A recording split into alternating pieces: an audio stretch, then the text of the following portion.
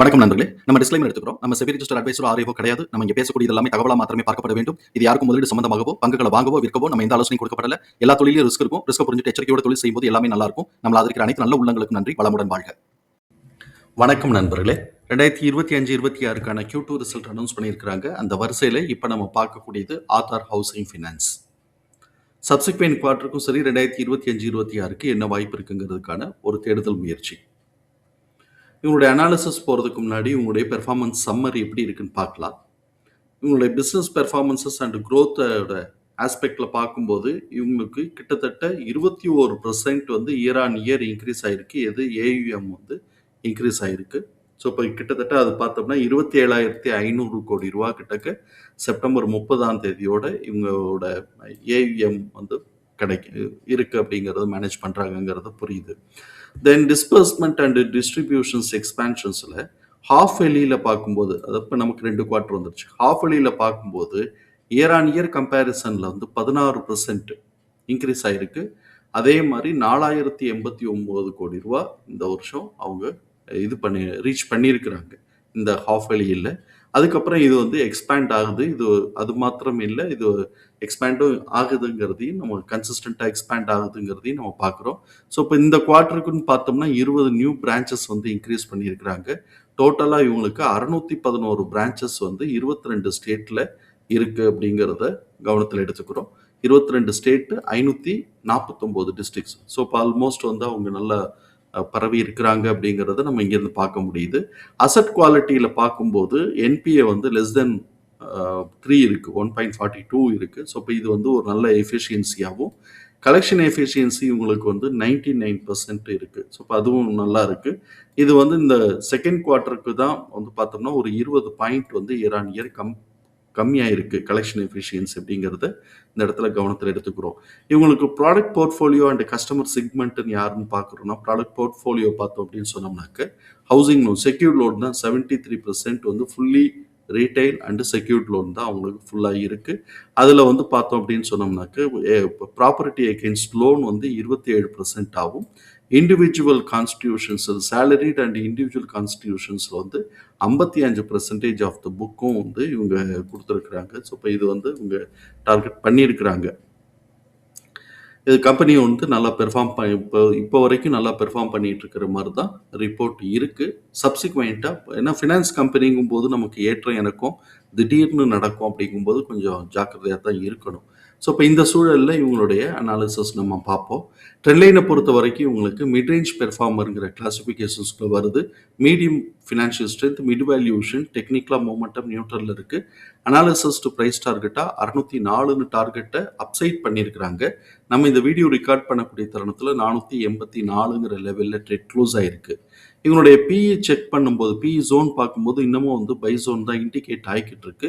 இவங்களுடைய fundamental key மெட்ரிக்ஸில் high level of liquidity position maintain பண்ணுறாங்க, ஹை ரேட் ஆஃப் ரிட்டர்ன் எடுக்கிறாங்க. டெப்ட் டு ஈக்விட்டி பியாண்ட் டாலரன்ஸில் இருக்குது 2.6. ஸோ இப்போ நம்ம 1ன்னு எடுத்து 1ங்கிறத பெஞ்ச்மார்க் டாலரன்ஸ்ன்னு பார்ப்போம். 1.6 வந்து இப்போ கூட இருக்குது. இது புக் வேல்யூவில் அட்ஜஸ்ட் பண்ணினா தான் ஏன் இந்த புக் வேல்யூவுக்கு இவ்வளோ பெர்ஃபார்மன்ஸஸுக்கு இவன் இவ்வளோ தூரம் தான் போய்கிட்டு இருக்கிறாங்கிறது நமக்கு தெரிய வரும். ஸோ இப்போ நம்மளுடைய எக்ஸல் ஃபார்மேட்டில் நம்ம வரும்போது இதை அட்ஜஸ்ட் பண்ணியே தான் போட்டிருக்கிறோம். ஸோ இப்போ அந்த இடத்துல போய் அதோட டிஸ்கஷன்ஸ் எடுத்துக்கலாம். ட்ரெண்ட்லைனில் பார்ட்டிசிபேட் பண்ணக்கூடிய அனாலிசிஸ்டோடைய ஃபோர்காஸ்ட்டு ஆனுவலைஸ்டாக ரெவென்யூ ஃபோர்காஸ்ட் பார்த்தோம் அப்படின்னு சொன்னால் 20-25% க்ரோத்துக்கான ஆப்பர்ச்சுனிட்டி இருக்குன்னு எதிர்பார்க்குறாங்க. EPS உடைய ஃபோர்காஸ்ட்டு ஆனுவலைஸ்டாக 21.4% க்ரோத்துக்கான ஆப்பர்ச்சுனிட்டி இருக்குன்னு எதிர்பார்க்குறாங்க. இவங்களுடைய குவார்டர்லி பெர்ஃபார்மன்ஸஸ்ன்னு பார்க்கும்போது இயர் ஆன் இயர் கம்பேரிசன்கிறது செப்டம்பர் 2025 செப்டம்பர் 2024 கம்பேர் பண்ணும்போது 17.7% குவார்டர்லி ரெவென்யூ இன்க்ரீஸ் ஆகிருக்கு. அதே மாதிரி quarterly net profit 17.1% year on year increase ஆகிருக்கு. Q2Qன்னு வரும்போது கிட்டத்தட்ட இவங்களுக்கு வந்து ஒரு 48 கோடி ரூபா கிட்டக்க ரெவென்யூ இன்க்ரீஸ் ஆகிருக்கு. அதே மாதிரி ப்ராஃபிட்டும் பார்த்தோம் அப்படின்னு சொன்னோம்னா கிட்டத்தட்ட ஒரு 29 கோடி ரூபாய்க்கு ப்ராஃபிட், நெட் ப்ராஃபிட் இன்க்ரீஸ் ஆகிருக்கு. அதனால EPS வந்து போன குவார்ட்டரை கம்பேர் பண்ணும்போது 0.6 இன்க்ரீஸ் ஆகி 6.1 இருக்கு. இபிஎஸ் உடைய டிடிஎம் நம்ம பார்த்தோம்னா 22.8ன்னு இருக்கு. இத வந்து நம்ம கன்டினியூஸா நம்ம இந்த இதுல நமக்கு கிட்டத்தட்ட நமக்கு டேட்டா வந்து இப்ப இவங்கள்ட்ட 11 இய குவார்ட்டருக்கு இருக்கு. 11 குவார்ட்டரையும் நம்ம பார்க்கும்போது இவங்க கன்டினியூஸா இன்னும் இன்கிரிமெண்டல் ட்ரெண்ட்ல தான் இருக்கிறாங்க அப்படிங்கிறத நம்ம வந்து கவனத்தில் எடுத்துக்கிறோம். இப்படிப்பட்ட இந்த சூழல்ல எம்எஃப் தன்னுடைய ஹோல்டிங்ல 0.10% குறைச்சு வச்சிருக்கிறாங்க. இன்ஸ்டிடியூஷன்ஸ் 0.35% இன்க்ரீஸ் பண்ணி வச்சிருக்கிறாங்க. எஃப்ஐஎஸ் 0.53% இன்க்ரீஸ் பண்ணி வச்சிருக்கிறாங்க. இந்த அட்ஜஸ்ட்மெண்ட்டுக்கு பிறகு எம்எஃப் உடைய கரண்ட் ஹோல்டிங் 5.1ஆவும், இன்ஸ்டிடியூஷன்ஸ் உடைய கரண்ட் ஹோல்டிங் 14.4ஆவும், எஃப்ஐஎஸ் உடைய கரண்ட் ஹோல்டிங் 6.1ஆவும் இருக்கு. இவங்களுடைய இபிஎஸ் தகவல்களை நம்மளோட எக்ஸல் ஃபார்மேட்டில் நம்ம போட்டிருக்கிறோம். நம்ம இங்கே கவனிக்கக்கூடியது புக் வேல்யூ 58 அப்படின்னு நம்ம எடுத்திருக்கிறோம். ஆக்சுவலாக 158 ப்ளஸ் இருந்தது, நம்ம 58ன்னு எடுத்திருக்கிறோம். இதை நம்ம வந்து டெப்ட் டு ஈக்விட்டியில் வந்து அட்ஜஸ்ட் பண்ணிட்டோம். 2.6 இருக்குது. ஸோ இப்போ நம்ம வந்து புக் வேல்யூ டிவைடட் பை டெப்ட் டு ஈக்விட்டி போட்டோம்னா அதில் வரக்கூடிய ஒரு பங்கை எடுத்து நம்ம இங்கே போடுறோம். So book value 58, fair price 172, current price 487, fair price current ப்ரைஸோட ரேஷியோ 2.82ன்னு வருது. 2 கடக்குறாங்கனாலே நமக்கு நம்மளை பொறுத்த வரைக்கும் இது எக்ஸ்பென்சிவ் வேல்யூஷன் தான். இப்போ நம்ம பார்த்தோம்னா ஃபேர் ப்ரைஸ் கரண்ட் ப்ரைஸோட ரேஷியோவில் எக்ஸ்பென்சிவ் வேல்யூஷனாக இருக்குது. பிபி பார்த்தோம் அப்படின்னு சொன்னோம்னா after adjustment of the book value நமக்கு கிடைக்கக்கூடியது 8.40ன்னு பிபி கிடைக்குது. ஸோ இப்போ அதுவும் நமக்கு எக்ஸ்பென்சிவ் வேல்யூஷன். ஸோ இப்போ இந்த ஸ்டாக் நம்மளை பொறுத்த வரைக்கும் இது எக்ஸ்பென்சிவ் வேல்யூஷன் தான். அப்போ நமக்கு எப்போ வந்து இபிஎஸ் உடைய டிடிஎம் லெவல் இன்க்ரிமெண்டல் ட்ரெண்டில் இல்லாமல் ஸ்டாக்னேட் ஆகுதோ இல்லாட்டி டிக்ரீஸ் ஆகுதோ அப்போ அவங்களுக்கு மேஜர் கரெக்ஷன் அட்ஜஸ்ட் ஆகிற வரைக்கும் அட்ஜஸ்ட் ஆகிறதுக்காக கரெக்ஷன் வர்றதுக்கான வாய்ப்புகள் இருக்குங்கிறத கவனத்தில் எடுத்துக்கிறோம். ஸோ இப்போ இந்த சூழலில் இவங்க வந்து இந்த 2.82 அப்படிங்கிற இந்த லெவலோட சப்போஸ் இவன் வந்து அப்சைட் மூவ்மெண்ட் கொடுக்குறான்னு வச்சுக்கோமே, இது 3 வருது அப்படின்னு சொன்னால் 450 கடந்து போகிறதுக்கான வாய்ப்புகள் இருக்கும். சப்போஸ் இந்த லெவல்ல இருந்து இவன் அட்ஜஸ்ட் ஆகுறான் அப்படின்னு சொன்னோம்னா, கரெக்ஷன் எடுக்கிறான் அப்படின்னு சொன்னோம்னாக்க நமக்கு வந்து ஸ்ட்ராங்காக சப்போர்ட் இருக்கக்கூடியது ஃபேர் ப்ரைஸ் கரண்ட் ப்ரைஸோட ரேஷியோ 2.5. இந்த 2.5 அப்படிங்கிறது நமக்கு 431ன்னு சொல்லிட்டு ப்ரைஸ் கன்வெர்ட் ஆகுது. அதுக்கப்புறம் 2.5 உடைச்சு அவன் சப்போஸ் 1.5 வரைக்கும் வந்து சப்போர்ட் எடுக்கிறான் அப்படின்னு சொன்னோம்னாக்க அது 258ன்னு வருது. இந்த எட்ஜு வந்து நமக்கு ஒரே குவார்ட்டரில் நடக்குமா அப்படின்னு சொன்னால் அது சந்தேகத்துக்குரியது. சப்சிக்வெண்ட்டாக அவங்களுடைய பெர்ஃபார்மன்ஸஸ் எப்பயாவது 1 or 2 குவார்ட்டருக்கு கொஞ்சம் புவர் ஆகுது இல்லாட்டி டவுன் ஆகுது அப்படின்னு சொன்னால் அப்போ கொஞ்சம் கரெக்ஷன் கொஞ்சம் பெரிய லெவலில் லீடு எடுக்க வாய்ப்பு இருக்குங்கிறத கவனத்தில் எடுத்துக்கிறோம். இந்த ரேஞ்ச் 258லேருந்து 431 அப்படிங்கிறது நமக்கு ஃபேர் ப்ரைஸ் கரண்ட் ப்ரைஸோட ரேஷியோலேருந்து கிடைச்சிருக்கு. இவே இப்போ 431 கடந்து தான் மேலே போய்கிட்டு இருக்கிறாங்கிறத கவனத்தில் எடுத்துக்கிறோம். நெக்ஸ்ட் குவார்ட்டருடைய ஆக்சுவல் ரிசல்ட் வர்ற வரைக்கும் இவங்களுடைய பிஹேவியர் எப்படி இருக்கிறதுக்கு வாய்ப்பு இருக்குங்கிறத நம்ம பார்க்குறோம். அதுக்கு நம்ம எடுத்துருக்கக்கூடியது அனாலிசிஸ்க்கு எடுக்கிறது இபிஎஸ் உடைய டிடிஎம். கரண்ட் இபிஎஸ் உடைய டிடிஎம் 22.8, அதை 4ஆல் டிவைட் பண்ணும்போது ஆவரேஜ் பண்ணும்போது நமக்கு 5.7ன்னு வருது. இதுதான் நெக்ஸ்ட் குவார்ட்டருக்கான ஆவரேஜ் எஸ்டிமேட்டட் இபிஎஸ். நெக்ஸ்ட் குவார்ட்டருக்கு எக்ஸிட் ஆக போகிறது 5.5, அதை காட்டிலும் 0.2 கூட இருக்குது அப்படின்னு சொல்லிட்டு நம்ம பார்க்குறோம். அதே மாதிரி குமுலேட்டிவ் ஆவரேஜும் பார்த்தோம்னா 5.8 இருக்குது. ஸோ இப்போ அதை காட்டிலும் குமுலேட்டிவ் ஆவரேஜை காட்டிலும் எஸ்டிமேஷன் 0.1 கம்மியாக இருக்குது. எக்ஸ்பென்சிவ் வேல்யூஷனுங்கிறதுனால எஸ்டிமேஷன் கம்மியாக இருந்தாலே இவங்க வந்து மேலே ஏற்றுவாங்களாங்கிறது நமக்கு, அதாவது அப்சைட் மூவ்மெண்ட் இருக்குமா அப்படிங்கிறது நமக்கு வந்து ஒரு சந்தேகத்துக்குரியது. அதுலேயும் பர்டிகுலராக ப்ரீவியஸ் குவார்ட்டருடைய கைட்டை மேலே உடைப்பாங்களான்னாக்க அது சந்தேகத்துக்குரியது. அது வந்து மேட்ச் வேணால் பண்ணலாம், அது உடைப்பாங்களாங்கிறது சந்தேகத்துக்குரியது. ப்ரீவியஸ் குவார்ட்டருடைய லோவை கீழே கட் பண்ணுவாங்களான்னா அதுக்கு வந்து சாத்தியக்கூறுகள் கம்மியாக இருக்குன்னு எடுத்துக்கலாம். காரணம் என்னன்னாக்க இன்க்ரிமெண்டல் ட்ரெண்டில் இருக்குது.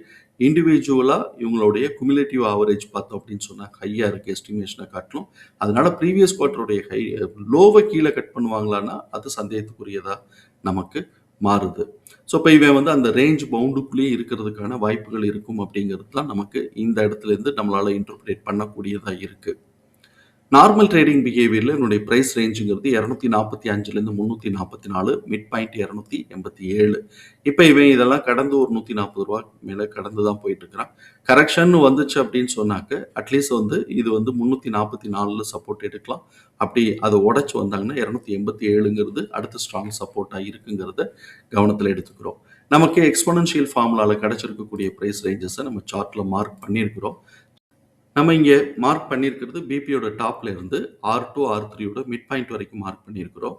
இது ஒரே குவார்ட்டர்லயே இவ்வளோ தூரம்லாம் போகுமான்னா அது கொஞ்சம் கஷ்டம்தான். இருந்தாலும் பிரைஸ் ஓவர்வியூ பார்த்துருவோம். பிபியோட டாப் 292, R1 363, R1 R2வோட மிட் பாயிண்ட் 445, R2 537, 8, R2 R3யோட மிட் பாயிண்ட் 644. இந்த ரீஜன் இதை ஒட்டி இருக்கக்கூடிய பிரைஸ் ரேஞ்சஸ் எல்லாமே நமக்கு ஒரு ஸ்ட்ராங்கான ரெசிஸ்டன்ஸாவோ சப்போர்ட்டாவோ ஆக்ட் ஆகும். ஸோ இப்போ இந்த இடத்துல இவன் வந்து நம்ம ஆல்ரெடி நம்ம எக்ஸல் ஷீட்டில் பார்த்த மாதிரி இவன் ப்ரீவியஸ் குவார்ட்டருடைய ஹைட்டை மேலே உடைப்பானுன்னா அது சந்தேகத்துக்குரியதாக இருக்குது அப்படின்னு சொல்லிட்டு நம்ம பார்த்தோம். ஸோ இப்போ இந்த இடத்துல பார்த்தோம்னா அட் பார், அதாவது மேட்ச் ப்ரீவியஸ் குவார்ட்டருடைய ஹைட்டை ஆல்மோஸ்ட் மேட்ச் பண்ணக்கூடிய தூரத்தில் வந்துட்டு இவன் இப்போ கரெக்ஷன் எடுத்துட்டு இருக்கிறான். ப்ரீவியஸ் குவார்ட்டருடைய லோவை உடைக்கல. இதுக்கு முக்கியமாக நம்ம வந்து ஒரு காரணம் பார்த்தோம் அப்படின்னு சொன்னோம்னாக்க ஏபிஎஸோட டிடிஎம் வந்து நமக்கு இன்க்ரிமெண்டல் ட்ரெண்டில் இருக்குது, பிஇ இன்னும் அஃபோர்டபிலிட்டியில் இருக்குது. But fair price and book value இது ரெண்டுத்தையும் நம்ம பார்க்கும்போது அது எக்ஸ்பென்சிவ் வேல்யூஷனாக டேர்ன் ஆயிருக்கு. இப்போ ட்ரேடர்ஸ் வந்து கீழே உடச்சி அட்ஜஸ்ட் பண்ண போகிறாங்களா இல்லை இந்த சைடு வேஸ்க்குள்ளேயே மூவ் பண்ண போகிறாங்களா அப்படிங்கிறது நம்ம பார்க்கணும். இப்போ நார்மலாக பார்த்தோம் அப்படின்னு சொன்னோம்னா இந்த இடத்துல மிட் பாயிண்ட்டை கீழே உடைக்கல அப்படின்னு சொன்னால் இது இந்த ரேஞ்சுக்குள்ளேயே சுற்றிட்டு இருக்கிறதுக்கு வாய்ப்பு இருக்குது. மிட் பாயிண்ட்டை கீழே உடைச்சிட்டாங்கன்னா நமக்கு R1 அப்படிங்கிறது 363, இது ஒரு ஸ்ட்ராங் சப்போர்ட்டாக இருக்குது. அதுக்கு கீழே வந்தாங்கன்னா பிபியோட டாப் 292ங்கிறது செகண்ட் ஸ்ட்ராங் சப்போர்ட்டாக இருக்குது. இப்போ இந்த குவார்ட்டருக்கு இப்போ மேலே ஏறுவானா அது கொஞ்சம் சந்தேகத்துக்குரியது. அடுத்த குவார்ட்டருடைய ஆக்சுவல் ரிசல்ட்டு நல்லா பெர்ஃபார்ம் பண்ணுறாங்க அப்படின்னு சொன்னால், மேலே கொண்டு போகிறாங்க அப்படின்னு சொன்னால் நம்ம கவனத்தில் இருக்க வேண்டியது 538 பிரேக் பண்ணும்போது 644 நம்ம இப்போதைக்கு கவனமாக இருக்கணும். ஆக்சுவல் ரிசல்ட் வந்ததுக்கு பிறகு இதோட நிலைகளில் அப்டேஷன்ஸ் நம்ம பார்ப்போம். தகவல் பயனுள்ளதாக இருக்கும் நம்புகிறோம். தகவல் பயனுள்ளதாக இருந்ததுன்னா சங்கருக்கு ரொம்ப சந்தோஷம். நம்மளை ஆதரிக்கிற அனைத்து நல்ல உள்ளங்களுக்கு நன்றி. வளமுடன் வாழ்க. நன்றி நண்பர்களே.